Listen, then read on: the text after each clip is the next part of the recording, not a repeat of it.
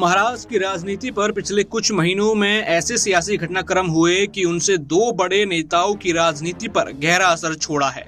एक हैं पूर्व सीएम उद्धव ठाकरे, तो वहीं दूसरी तरफ हैं शरद पवार। शरद पवार को तो सबसे बड़ा सियासी झटका उनके ही भतीजे अजीत से मिल गया है। पहले तो सिर्फ बगावत की थी, फिर पार्टी तोड़ी और अब एनसीपी ही अपने नाम कर ली है। चुनाव आयोग ने भी क्योंकि मोहर लगा दी है, ऐसे में कानूनी रूप से भी सुरक्षा कवच हाथ लग चुका है। इस समय महाराष्ट्र की राजनीति को अगर सरल भाषा में समझा जाए तो दो सबसे बड़ी पार्टियां ही अब दो हिस्सों में बट चुकी है। एनसीपी जो पहले कभी शरद पवार की हुआ करती थी, वो अब अजीत पवार के पास चली गई है। बड़ी बात यह है कि नाम और चुनाव चिन्ह भी अजीत के साथ अब चला गया है। इलेक्शन कमीशन ने बड़ा निर्णय यहाँ पर सुनाया है, लेकिन अब इस निर्णय के खिलाफ यहाँ पर सुप्रीम कोर्ट की तरफ रुख शरद पवार गुट ने किया है। लेकिन देखा जाए तो अब असल एनसीपी अब उनकी नहीं रहने वाली है। दूसरी तरफ खड़ी है बाला साहेब ठाकरे की बनाई गई शिवसेना, वो पार्टी जिसने मराठाओं और हिंदुओं को साध कर महाराष्ट्र की राजनीति में हमेशा ही सक्रिय भूमिका निभाई।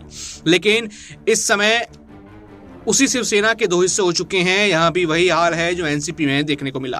बगावत करने वाले सीएम एकनाथ शिंदे को रिवॉर्ड मिला है, उन्हें शिवसेना सौंप दी गई, वहीं उद्धव ठाकरे खाली हाथ रह गए। यानी इन दो बड़े राजनेताओं को यहाँ पर अपने ही पार्टी गंवानी पड़ी। लेकिन अब बड़ा झटका शरद पवार को लगा है। इलेक्शन कमीशन ने अजीत पवार को बड़ा तोहफा दे दिया है और अब यहाँ पर अजीत पवार के समर्थक जश्न मनाते हुए यहाँ पर नजर आ रहे हैं। लेकिन एक बड़ी खबर ये भी आ रही है कि अब सुप्रीम कोर्ट की तरफ रुख यहाँ पर शरद पवार गुट करने जा रहा है और इस फैसले को बदलने के लिए सुप्रीम कोर्ट पहुंचे हैं। लेकिन अभी तो इलेक्शन कमीशन ने यहाँ पर अजीत पवार के हक में फैसला दिया है और जश्न जारी है।